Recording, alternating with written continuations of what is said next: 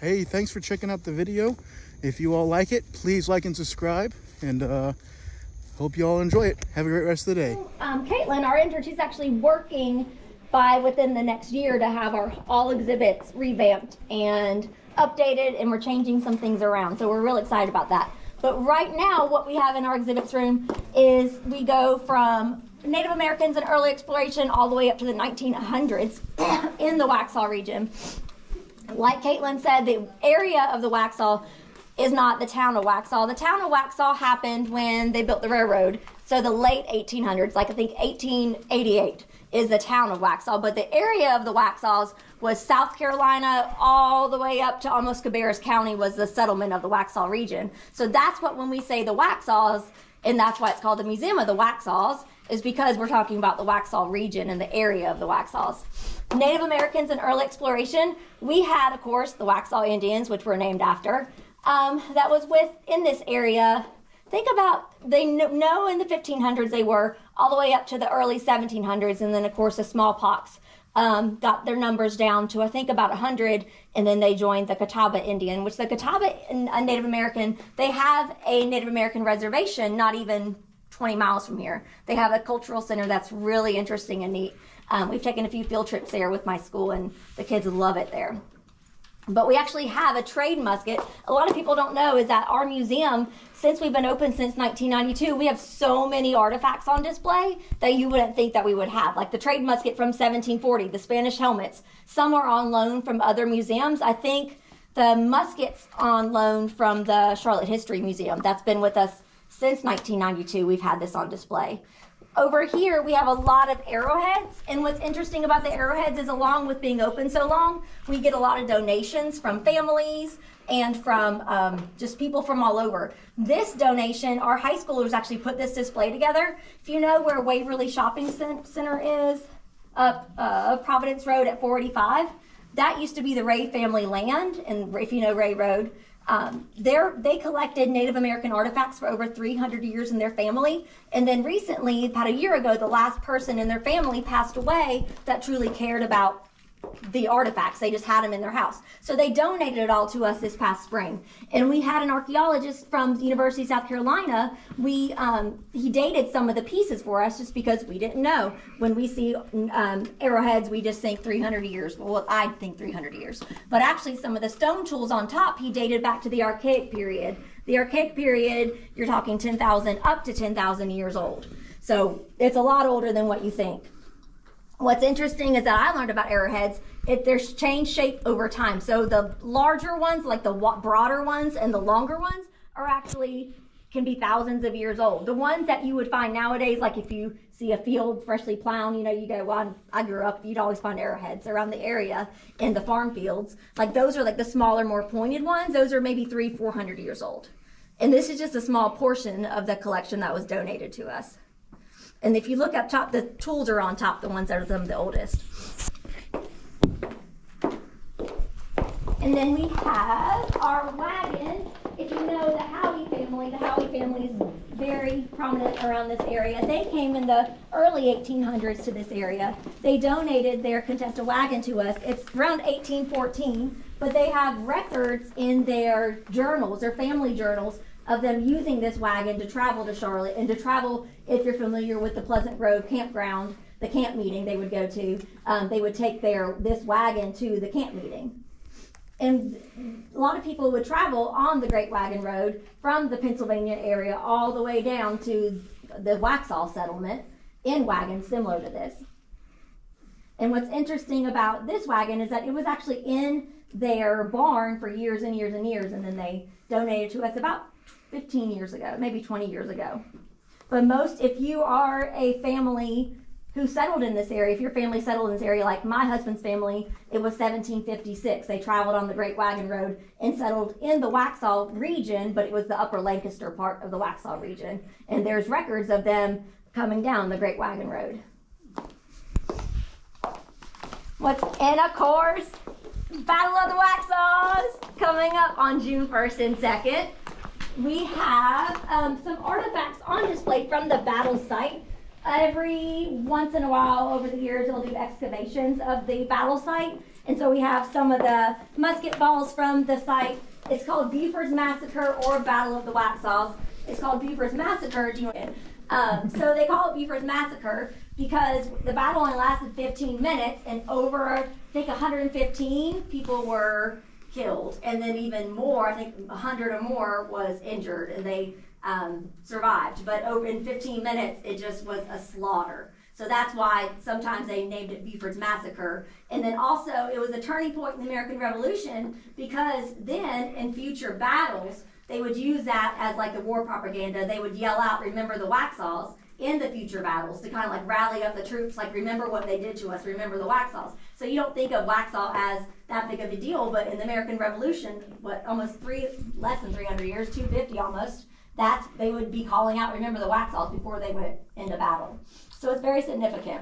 And if you want to come back, you're more than welcome. We're just going to go quickly through everything, but you're more than welcome to stay and actually look around. There's so much to read. This is a Tarleton. That's the other side, the British. This is actually a replica of what they wore in battle. And then we have more information on the battle site. There's a monument out there. It's about 15 minutes from here. It's right past Parkwood if you're heading towards Parkwood in Beaufort County. But there's actually a monument, and that's where they buried everyone that died in the battle. And we also have more artifacts. Nothing here is from the actual battle, but it's the era, the muskets, and what would you call? There's a powder horn up there, right? The powder horn's right there, and then you have the sabers and some of the flint and the swords. The swords. And so you're more than welcome to come look. Like I said, not many museums, especially for the only regional history museum in Union County, but we have all of these items on display too, so we're really fortunate to have everything. And all of that is through loans from other museums throughout the years, and then also personal donations. We have a lot of personal donations you'll see from the Civil War right here. And this is a replica of a... this is one of those little cannons and stuff, though.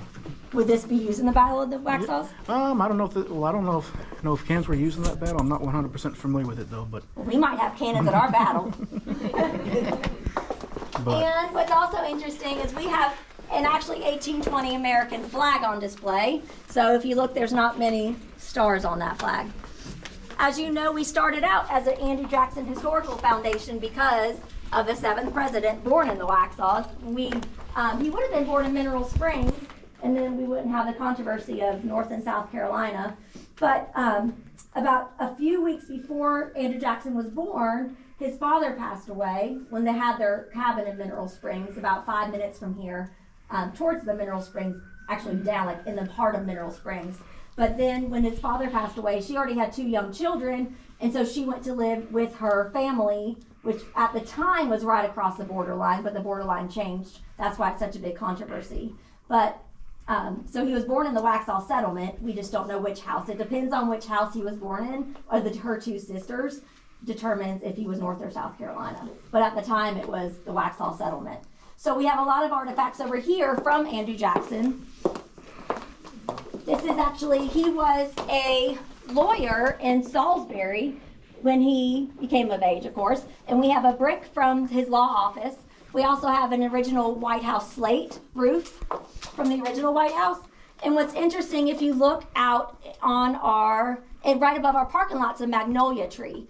Right before he was inaugurated, his wife passed away, and her favorite tree was a magnolia tree at their house in Tennessee. At that point, they lived in Tennessee. So he took a sapling from his house in Tennessee and planted it at the White House. And it was only up until about 5 years ago they took that tree down because there was I think it was dead or there was something wrong. They had to take it down. They didn't take it down just because there was a reason behind it. So up until about 5 years ago, that tree was at the White House. And we actually received about 10 years ago, before they took that tree down, a sapling of that tree. And it's planted right out here. So we have the tree that started at his house, his home in Tennessee. Then it went to the White House. And then we got a sapling from the White House tree that's planted right in our parking lot. And we have an original land grant that was signed by Andrew Jackson in the Charlotte region. And this is a hat that's not as original, but this would have been a hat that they wore in 1830s, an Army tar bucket hat. And if you didn't know, the Union County and Charlotte area the gold mining was huge. Before the California gold rush, this was the #1 producer of gold in our whole country. At one point, and if you look at census records in the mid-1800s in this area, gold mining was second occupation. The first, of course, was farming, but the second most popular occupation was gold mining, and it was really dangerous. At one point in Union County, we had over 35 gold mines just in our county. In Waxhaw, we had the largest gold mine, and that's the Howey gold mine. We have some artifacts on display from the Howey gold mine. That's about 5 minutes from here. It does still have a lot of gold, but the problem is to get down to it would cost millions of dollars, and it's privately owned right now, the gold mine. But I think they have to get past it. Right now it's at 600 feet, and they have to get even lower, and that would cost millions of dollars to get to. But there's still a lot of gold in the area, and that's why the Charlotte Mint, why we have the Mint Museum, it was a mint, because we had so much gold producing in the area and in the Charlotte area. But this is actually a record of the top 30 mines. And so if you live in Union County, you're probably, especially in the Mineral Springs area, your house is probably on a gold mine. And if all of downtown Charlotte's on gold mines. And then of course we have a lot of cotton. At one point, this whole area of cotton, that's why the railroad track came through, really because of exporting all the cotton from the area. So in the late 1800s, we were exporting so much cotton. That's why we have the Emmets. That was the cotton mill originally, because all the cotton. And these are just some of the artifacts that families have donated to us when they did the cotton. All the way up, I think, until 1960s, cotton was #1 in the area. My father-in-law even tells me stories because they would have land off Davis Road. There you go. They would be picking the cotton. That would be their job. They would have to go help their family pick all the cotton. And then over here we have Civil War, and just like I said, families would donate to us. We had a family donate that Union saber and the Confederate saber to us. And they actually came to visit, not even like a month ago, just to see if it was still on display. So it was neat to see, and they were so proud of it to have this piece of history. They actually, the Union saber was their family, but they actually had the Confederate cavalry saber in their possession, so that's why they donated both items to us. But like I said, not many museums can say they have those items. We have over here, this is a replica of the skirmish. When you think Civil War, you don't think Union County, but it did affect us because over 2,000 or more men went to go fight in the Civil War. It affected every single family just about in the area. We did have a skirmish happen in Union County. It wasn't a battle, but what was happening is that Sherman's march, this was at the end of the war, they were heading to Monroe, to the courthouse. And this skirmish caused them to not go to Monroe, turn around and go to Lancaster. Then the Lancaster, so if you had family records in the Lancaster courthouse, it was burned. But it did save the Monroe courthouse, which is beautiful. So we have that to thank. But we only had this one skirmish part of the Civil War. And this is more information. You're more than welcome to come back and read. And this is actually a door. A family donated this door to us. So when they were on their way to Lancaster, they... some of the outliers shot at the door, and it was in their family journals and their history. This was one of their outbuildings. So you can see the information up here. They donated the door to us. And then right here we have the Nesbitt Smokehouse. This is actually one of our buildings that we'll go see outside if you want to go. The Nesbitt family donated their smokehouse to us, and there's a picture of it was at original site and then where it is now here on our property. They also donated their Bible to us, an 1827 Bible, and then some other items that were found in the smokehouse because it was used as storage later on, and then also items from their own personal collection that they donated to us. But at our historic homestead, which we'll go out and see, we have a Seacrest cabin. That's the family cabin from the 1800s, early 1800s. And then we have the smokehouse. We have the barn, Sims Barn, which is mid-1800s, that was donated. The blacksmith shop is a replica, but usable, and actually has an 1820s anvil that our blacksmith uses in the blacksmith shop. And then we have a spring house too, a replica spring house. And then, of course, our colonial garden. And these are just more items because if you look, textiles were so huge because of the cotton in our area. So these are some quilts that were donated and some other items that families have donated throughout the years. If you look, this is actually a picture of Waxhaw in the early 1900s. It hasn't changed, doesn't look like it's changed much except for the road. But if you see, that's the smokehouse, the smoke stack, that's the cotton mill, which is now Emmett's. And then, so this would be the main strip of downtown Waxhaw. The tall building, which is now the antique store, that houses one of the oldest elevators in all of our country. And that's, you can actually go see it. It's back by, if you go in there, it's back by the bathrooms. They have it roped off. They don't use the elevator anymore. It actually used to be a coffin making, I can't think of the word. Yes. That's what they would use, so they would be putting the coffins up and down. At one point it was used for that. And then of course we had a lot of woodworking in the area. So a family donated their whole collection. This is a private collection that they donated to us. Because everyone in the family, through I think about 4 generations, did woodworking. And we have lots of quilts that were donated to us also. And then everything in the middle was donated also. We have the buckboard wagon, which is late 1800s, and a lot of other tools that they would use on their homesteads and throughout the 1800s and 1900s.